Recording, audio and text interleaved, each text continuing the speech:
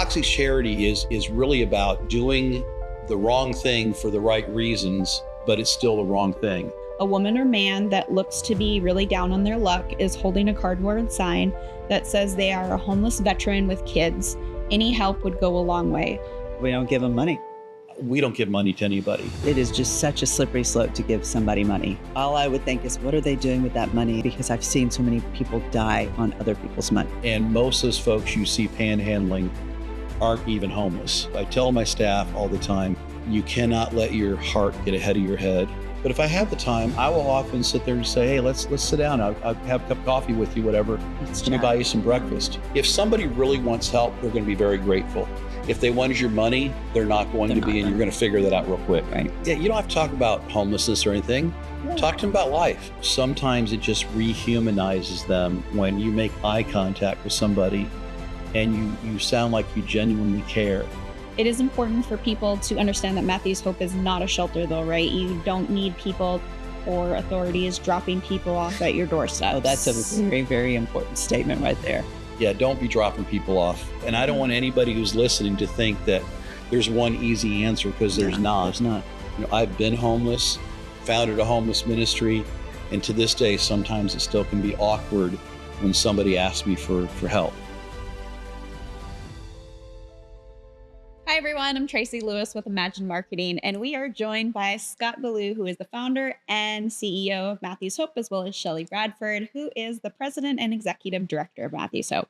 This podcast is produced and filmed and edited by John Burkett with Imagine. Welcome to this week's episode of Straight Talk, No BS with Matthew's Hope, presented by Imagine Marketing. At Imagine Marketing, we put in the extra effort to craft a tailored strategy for success. We also offer photography, videography, and even podcast production services. So book a free consultation today. In this episode, we will be talking about toxic charity, as well as some real-life scenarios you may find yourself in and how to best handle them. Pastor Scott, way back in episode 7, we talked about toxic charity. Can you remind people what you mean when you say toxic charity and give some examples? Yeah, the first thing I want to say is that comes from an actual book called Toxic Charity. It's one of 3 books that we expect our staff and volunteers to read. One is Toxic Charity, one is When Helping Hurts, and the third one is Boundaries. And for any business or any personally or any ministry, those to me are the 3 books you should be reading before you help anybody. Toxic charity is really about doing the wrong thing for the right reasons, but it's still the wrong thing. And so my hope is, as we talk about this during our podcast, is that we help people understand that sometimes what you're doing is actually doing more damage than help. And it's really important to understand that. But I also understand how awkward, even to this day, you know, I've been homeless. I've founded a homeless ministry. And to this day, sometimes it still can be awkward when somebody asks me for help. I can't tell you why. I don't know why, but I want people to know I understand that it is uncomfortable. Why is toxic charity not helpful? Well, when you're doing, so I give you an example. A few years ago, in fact, very close to where we're filming today, I had run into the local Big Lots to get something. And there was a gal there that saw me in my shirt, and she goes, Pastor Matthew. And I said, well, it's Scott, you know, that's not uncommon. And she goes, hey, I just want you to know I helped out one of your guys. And I go, you did? I said, what'd you do for him? He goes, well, I gave him $5. I said, is he still around here? She pointed, she goes, yeah, that one. I said, oh, Kyle, the one with the deep blue eyes. Mm-hmm. She goes, he's a good looking kid. I said, yeah, he is. I said, he's also a drug addict. And she goes, well, what he does with that money is between him and God. And I said, well, let me ask you something. I said, if you were to read his name tomorrow in an obituary, what would your thoughts be then? What role did you play? And she stopped. And instead of getting angry, she went, I never thought of that. And I said, well, that's what our job is to help educate the public about ways of helping and not helping. Sure. The sad part of the story is 3 years later, Kyle did, in fact, OD. He was a local kid. He was a good-looking kid, especially when he wasn't using. But he OD'd, and he OD'd on somebody else's money. He had no income. So the unfortunate, it what happened held true for that particular individual, but that's not to make people feel guilty. It's to make them to consider how they use their money and how they support organizations and what have you. Mm-hmm. So those principles sound simple enough, but sometimes things don't feel so clear cut in real life scenarios. We talk often on this podcast about treating everyone with dignity, not making assumptions about people based on their appearance, and trying to really do the right thing. So let me give you a few scenarios that most of us have run into at some point in our lives, and you guys give us your advice on how to best handle them. Sound good? Give it a shot. All right. So let's say you pull up to a red light and have to sit there for several minutes. A woman or man that looks to be really down on their luck is holding a cardboard sign that says they are a homeless veteran with kids. Any help would go a long way. They're walking back and forth the line of cars, stopping at each window, asking for money, and the car ahead of you hands them a few dollar bills. Now they're approaching your window. What do you do? We don't give them money. Look, here's the challenge, because now you're sitting in traffic, right? But the first thing I would say to the people, and look, this is one that's going to get some people upset with me. Okay. So send your notes, ask your questions, but I know up front, we don't give money to anybody. And most of those folks you see panhandling aren't even homeless. That's the first thing to know.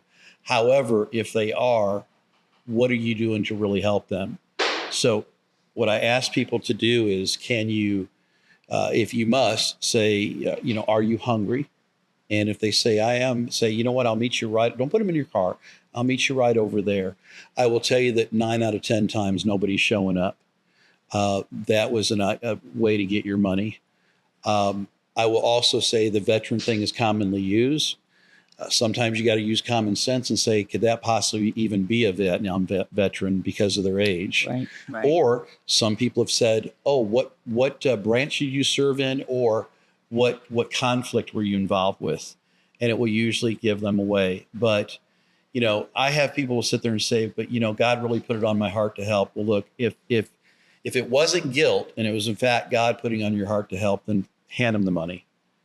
Okay, I just don't recommend that. We tell people all the time, if you want to get rid of panhandling in your community, quit handing stuff out your window. Stop doing that. Yeah. There are typically in most communities, there's an organization. They may not be Matthew's Hope, but there's someone that can help. All right, so here's another scenario. Recently, one of our team members stopped at a fast food restaurant for breakfast. As he was approaching the entrance, he noticed a man that appeared as though he may be homeless. Then, as he opened the door, he held it open for a woman who appeared to be with the man. She stopped right in the doorway in front of him and said something like, "Can you help me? I need food for my kids." He didn't want to hand out money, but he didn't want to be rude either, and he didn't see any kids around. So he told them about Matthew's Hope, which was located nearby.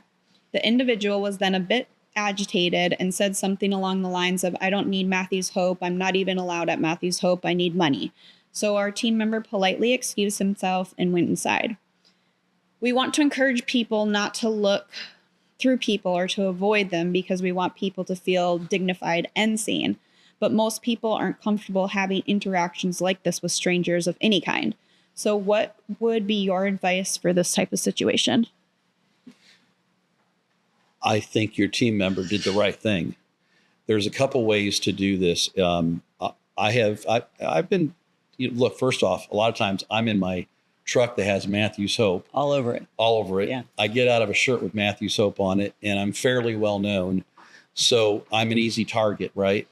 But there are times when I will sit there and say, if I have the time to stop, you know what, I tell you what, if you go get your kids real quick, I'll be glad to buy you all a meal. Mm-hmm. Okay. Now, someone that responded to your team member like that, either wasn't allowed at Matthew's Hope because they weren't really homeless, or we know other things that have happened and they probably were an entitled person coming to our ministry that gave us a hard time. It's rare. Even when we trespass people, we open our doors back to them. We're a ministry of second, third, fourth chances, what have you. So what it sounds like you're saying is, if they're asking for money just kind of decline that. But if they're asking for food or they have a need that you can physically like give them, it's okay to do that. I think absolutely. Again, and you still have to consider what's your timeline. You're trying to get to work or somebody. If you have the time and can do that, great. What a lot of people have started doing in our area around Winter Garden has been buying pastor bucks from us. Mm-hmm. They're in $5 increments. Mm-hmm. And what they'll do is they'll do a little baggie with like a granola bar and a bottle of water, something like that, and a $5 pastor buck that can be used at Matthew's Hope for food. The cool thing about this is if they don't use the pastor buck, Matthew's Hope still has the $5 to help somebody else, which is pretty cool. Yeah. But it allows somebody very easy. Look, if you're thirsty and hungry, here's what I've got. Okay. Okay, here's what I've got. If it's coming out of a restaurant, if you got, I'd be glad to. I purposely, as silly as this may sound, I don't carry cash on me. So when I say I don't have cash, I'm not lying. Mm-hmm. Because I know that I'm an easy target. At the same time, if I have the time, now granted, I do this is my life. But if I have the time, I will often sit there and say, hey, let's sit down. I'll have a cup of coffee with you, whatever. Let me buy you some breakfast. Yeah. Okay. And then the other thing is people do is they'll include a Matthew's Hope card, which has our address and stuff and when we're open for services and stuff. If somebody really wants help, they're going to be very grateful. If they want your money, they're not going to be, and you're going to figure that out real quick. Right. Makes sense. Right. So, Shelley, here is another scenario that many of us have experienced, actually. You're walking down the main street in historic downtown Winter Garden, and a very friendly gentleman who is clean cut and well-dressed says hello, asks you about your day, tells you he hopes you're having a wonderful morning. And then once you are engaged in a friendly conversation, he mentions that he is homeless, and he asks you if you have some money that could help him out. What do you do next? I have encountered this actual situation many times. And just like Scott, I'm an easy target because everybody in Winter Garden pretty much knows who I am and who I work for. The best thing you can do is just be friendly and just say, is there anything you need at this moment? And if you have time to go to the coffee shop down where he's usually sitting, let's go, something like that. But other than that, it is just such a slippery slope to give somebody money. And if I were to ever do that, all I would think is, what are they doing with that money? And I would not feel okay because I've seen so many people die on other people's money. So it happens a lot more than people think. Yeah. It happens. And we're not just trying to run people's lives, and we're not trying to be hard asses, for lack of a better term, with people. Our goal and our hope, we wouldn't be in this ministry if we didn't care. But again, doing the wrong thing for the right reason is still the wrong thing. And I don't think any of us wants to be responsible for somebody else's death or a number of other things that can happen. When you're in a hurry, it gets tough, and it's hard not to be sound rushed and uncaring. And unfortunately, that's just part of life. But if you feel led to do something, have the time to do something, then by all means do it. Like I said, I get people all the time say, well, it's my money. I can do what I want to with it. Yes, you can. But please think that through. And again, I'm not going to argue with if God spoke to you. I'm a guy who believes God speaks to me very regularly about things. If you feel God spoke to you and said, give this person money, then by gosh, give them money. But if it was guilt, I have to do something because they told me that that's not the right reason. Mm-hmm. Makes Okay? sense. And most of the time, it's going to end with just you going your way and them going their way. You may have some people say something nasty, but if they say something nasty, did they really need the help? Right. Mm-hmm. Right. For what you thought you wanted help with? Because are you going to want to help them now? Yeah. Sometimes I've actually said to somebody, I said, well, you made that easy for me. Yeah. Yeah. And I've been called some names at times. You have both mentioned taking time to sit down and speak with someone if you have the time, but most of us don't have that experience or that expertise that you guys have. So what would be the next step if they really do take you up on the offer for that cup of coffee and a conversation? You know what? If you don't have time for the conversation, don't offer it. But in the same sense, hey, let's go get you a pastry or some kind of substance, so you'll be able to eat and, I won't be able to stay, but let's go get you something to eat real quick. And you don't have to talk set up about the expectations. Yeah, you don't have to talk about homelessness or anything. Yeah. Talk to them about life. The biggest thing that I find when I sit down with folks and I have a better half that can't let us travel without feeding homeless people wherever we're at in the world. And often it turns into a conversation at times sitting there. Charlene is that's how she's built. And, sometimes it just rehumanizes them when you make eye contact with somebody and you sound like you genuinely care. You don't have to get in why you're homeless or any of that stuff. Just general conversation. And you will see them light up often because that's probably the first healthy conversation they've had in a long time. Okay, so say I was having that conversation and we're having a pastry and I want to help them further than that and let them know about Matthew's Hope, but I really don't know about how to explain what the services and all of the services that you guys have. What could I do by explaining or guiding them to you guys? So you can definitely guide them to us by just give them our phone number if you have it. We have a lot of people that take a stack of our cards and carry them around to help people find us. Our outreach days are Tuesdays and Thursdays. That's like the entryway into Matthew's Hope for a homeless person. And then from there, we'll take it. That day that they come in, they'll be able to get pantry items. They'll be able to get hygiene items. They'll be able to get a nice shower, warm food in their bellies, haircuts, all the things that, to make clothing, them feel, to make them feel human again. Right. They can, and the other part is that we do take calls where people have called in from the communities that we serve in and say, hey, I see this family. Yeah. Or what have you, or I've seen this individual often on the corner. Are you aware of them? And our mobile teams go out often. Yeah. And they'll go see if they can find them. Mm-hmm. But the other side, like you said, she mentioned the card. We have generic cards that we keep specifically for this. Okay. That just give a brief list of some of our services, the time of our services, how to contact us. And like Shelley said, that's really the entry into whatever's next. What's next is going to be based on where they're at, what they want to accomplish, what they're trying to do, what have you. So, but they've got to open that door first. Mm-hmm, definitely. And I love the idea of the pastor bucks too. It's a cool little idea. It started as a joke, but I tell you, it's a great way to support, make sure that your support is getting used by someone at Matthew's Hope. Because I've had people tear them up in front of me. Mm. It's fine. It's not like they tore up a $5 bill. They tore up $5 in Monopoly. Still money, helping somebody. Yeah. We still have the $5 to help somebody. Exactly. And I think that, I realize Matthew's Hope is not in everybody's community that's hearing this. Sure.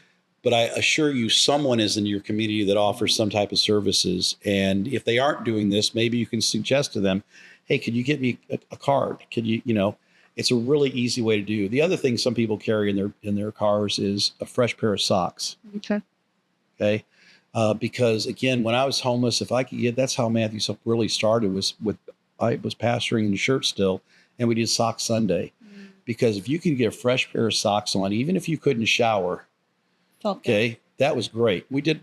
Underwear is great too, but unfortunately when you're traveling, you don't know socks, it's a general size. They can, so It's an easy way. So you throw a sock, bottle of water, granola bar, whatever, and you just keep it in the car along with one of our cards. And we have people that do this often because they pass these people often. Yeah. And if somebody says something ugly, so be it. They didn't need the help that bad. Definitely. It is important for people to understand that Matthew's Hope is not a shelter though, right? You don't need people or authorities dropping people off at your doorstep. Oh, that's a very, very important statement right there. Thank God for that question. Yes. Don't be dropping people off. If I needed recruiters, I'd give you a T-shirt. Right. All kidding aside, we've even had law enforcement drop people off even after hours at our locations. Drop and leave. Drop and leave. Yeah. Sometimes elderly people. Oh, no. And you just in my mind can't justify that in any given way, but they do it. Sometimes I think it's just to get it off their plate. Other times I think they genuinely think that they're helping in some way. I'm not here to try to judge people. A lot of times when I make comments, people take it as a judgment, and it's more of, no, I think we can do better. This has happened at our Brevard location a few times where someone was left after hours. Well, what's that 85-year-old woman with dementia and a wound on her she leg? didn't even know why she was there. She didn't know why she's there. Yeah. And we're not opening for 14 more hours. And to sit there and say we were trying to help, well, I have some doubts about that. However, again, we're going to do what we can.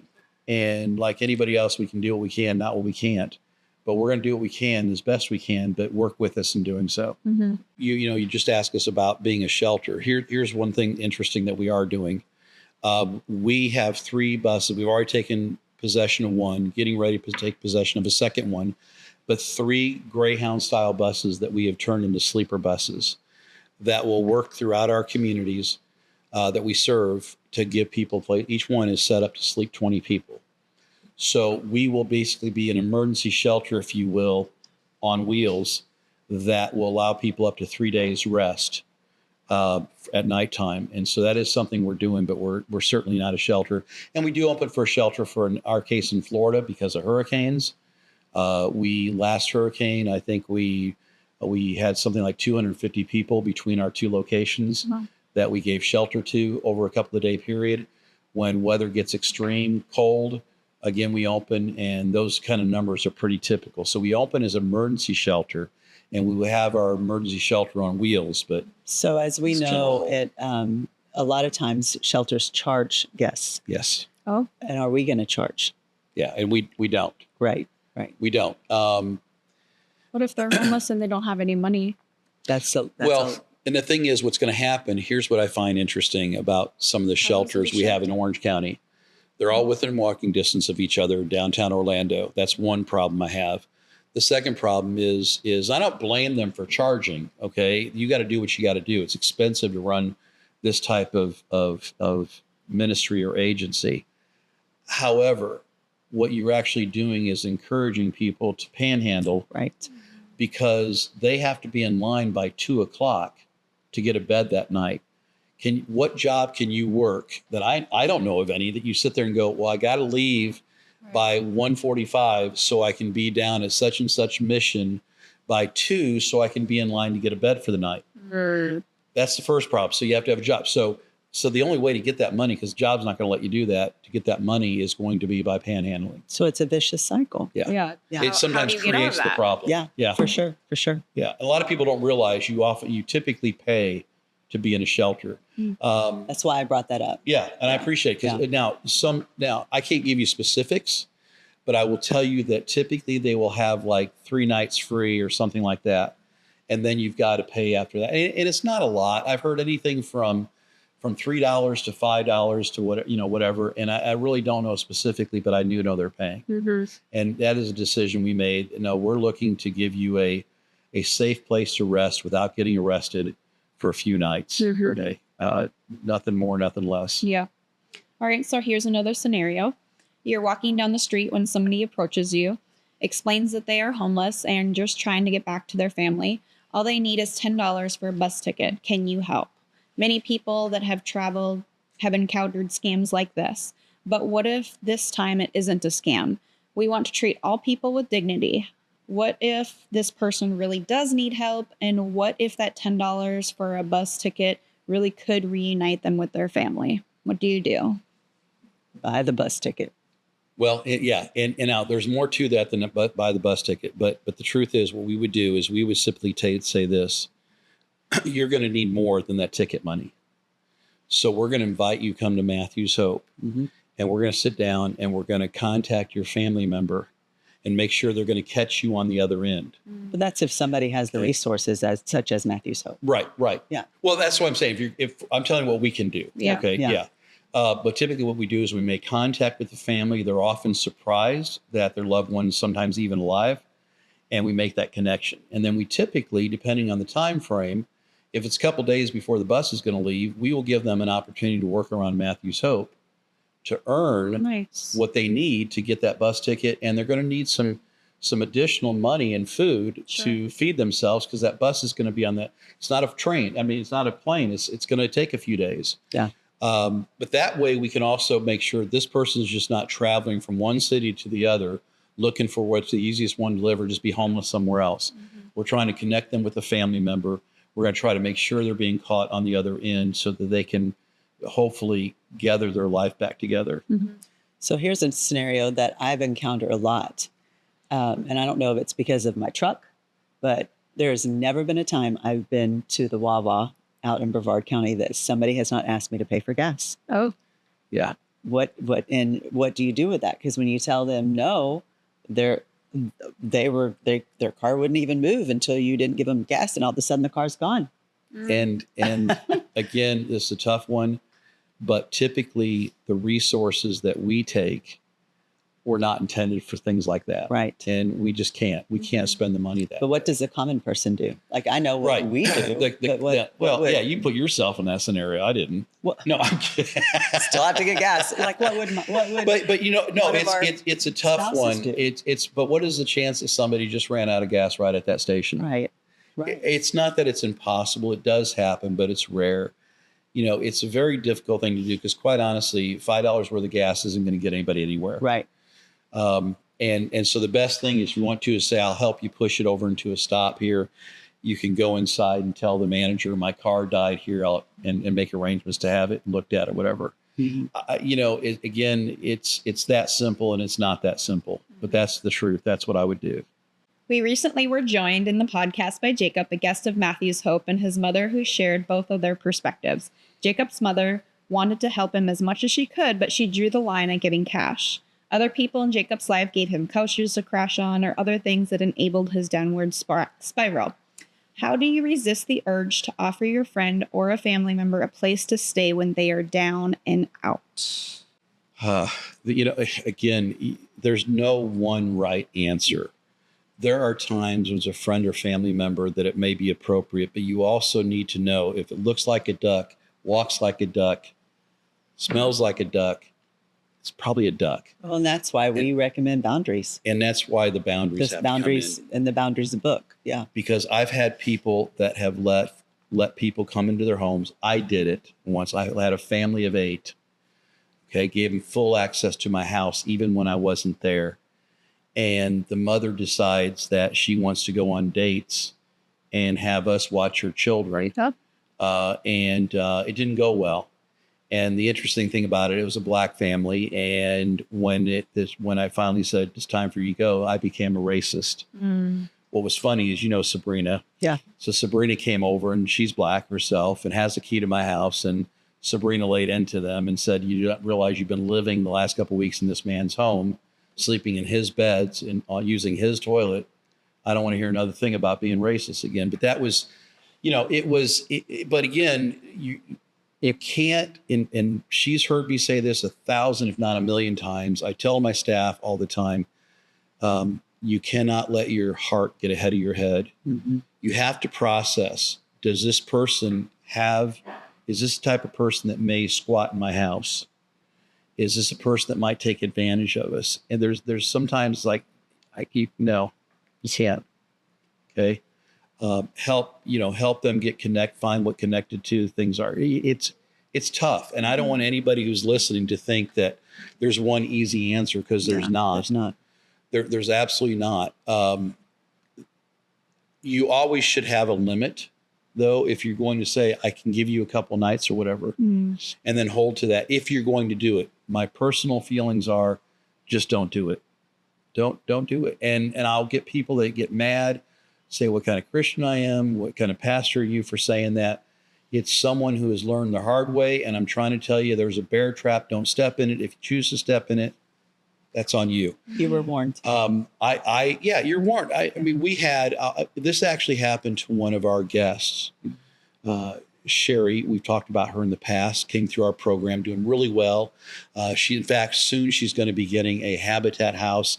I mean, life for her and her Down syndrome daughter are doing just, and I hate saying it that way. Daughter with Down syndrome. Daughter with Down syndrome, yeah. Thank you.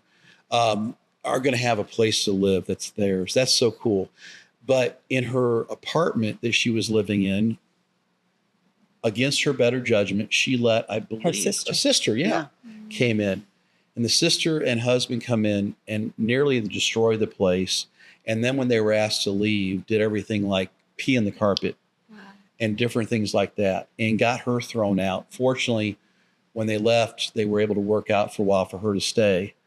But that often doesn't happen because they realized what a good tenant she was before this happened. You know, sometimes you if you can't help yourself, you can't help others.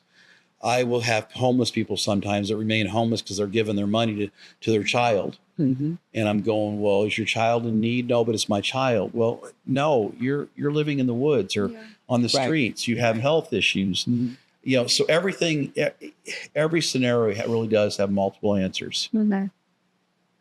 Sorry, folks. I wish I could make this all fit into your box, you know, but it just doesn't. So let's talk about our volunteers and how sometimes they can enable our guests, and where their hearts are. You're usually very pure. You know, first off, we have the most fantastic volunteers on the entire planet. These people are the real deal. They are living out Christ. They are living out Matthew 25. However, I will tell you that we've had some really tough situations over the years that started as simply as a guest recognizing someone cared for them and somehow get them money or to buy them things they needed. And everything, or they thought they needed. Yeah. And that caused problems because what we can't do for one, you don't want to you can't do that. You just cannot do that. Where it got worse is this recently happened. We had a guest, a Christian, who was, I really thought this guy, he was right there. I just caught up with the little train that could. He was actually had most of the train over the hump to where he was about to go into a full-blown fast-forward ride. And he decided he had worked his way into our condos in Brevard County and decided to invite this girl he met at Matthew's Hope into our unit and was having sex with her. So there's two problems. We were also letting him drive one of our vehicles. So first he put someone who was not in the program, who was not given permission to be in our vehicle. That's one issue. So if there was an accident, you can only imagine what that could cause the ministry. Then he invited him in and invited her in to stay there. So he broke his contract with us, so he had to leave. Well, we had volunteers come together and help him move, give him money, and put him in a hotel. And you know what he did in the hotel? He continued to sleep with the girl until she finally got fed up and realized that he was doing nothing to help himself, and she left. Now, only to be with a different guy a week later. But see, the thing is I don't think people think forward to say, what happens next? Are you going to continue to pay for this hotel room? Right. What's the end game? What's the end game? And that's where that's so important that we educate people, so they because they look at us and think, well, y'all are hard asses. Well, we're really not. We are helping you think forward, because are you going to always want to put this person up? Yeah. You know, what is your threshold of pain, so to speak? Is there now? If somebody said, came to us and said, he is getting put into this whatever in 3 days, I want to pay for a hotel for the next 3 days, I'd say, well, let that happen through Matthew's Hope. That way you're not hung out to dry. And, communication is a big part of it. And unfortunately, I've lost some really good volunteers. Their heart was in the right place, but they were doing the wrong thing for the right reasons, but it was the wrong thing, and further disabled this guy to where now he had so many lies going on, what have you. They had lied to us. How do I run our ministry not being able to trust the people I'm dealing with? Right. And we had to ask him to leave. And of course, when they left, then suddenly we were the bad guys. Yeah, we were the bad we guys. always end up the bad guys. As I tell people all the time, with most humans, it is all well and good as long as it's well and good and until it's not. That's in everyday relationships. But now you take a relationship with someone who has and one who has not. It can get pretty vicious. I mean, I can tell you, we've just gone through another one recently, a female. And I still don't know why she decided to leave. But she has spent hours calling everybody she knows, going on Facebook, everything she can to tell people every foul thing she can come up with. And yet this is someone who we helped get off the streets, have her teeth replaced. I have on video crying how we changed her life. And we did. And I'm going to consider her a success story. What she does from here on out is on her. But there's people that get upset about that. And I go, look, there are limited funds, limited resources, limited people to do what we do. Mm-hmm. We want to be a good steward of your gifts. That's how we survive. That we don't have a penny to our name. It is by the grace of God, that he used you to support us. Mm-hmm. And it's a tough and thankless situation at times, but that's what it is. Yeah. And people need to understand that it doesn't always end well. Right. But when it ends well, it ends really well. Right, right, right. That's amazing. Do you guys want to add anything? Maybe something similar, or somebody has gone to you guys that you've heard a lot, that they've had a question of how they would or should react to a certain situation? Yeah. It's a common one. No, I don't think there is a common one. That's when people come to us with questions, it's usually like, my first thought is, never I hadn't heard that one before. Yeah. I mean, that's the common response, is whether I say it out loud or not. Most time I say it out loud. I go, well, you got me on that one. I never thought I'd have because we get hit with some weird stuff at times. It's like, what? Yeah. What? Excuse me? What? Yeah. Okay, wait a minute. Let me get my head around that. Look, I can tell you that if somebody is following us, reading our Moving Forward magazine, following us on social media, following us through our podcast, you're going to hear stories that you're going to think that Christ walked on water in front of you himself.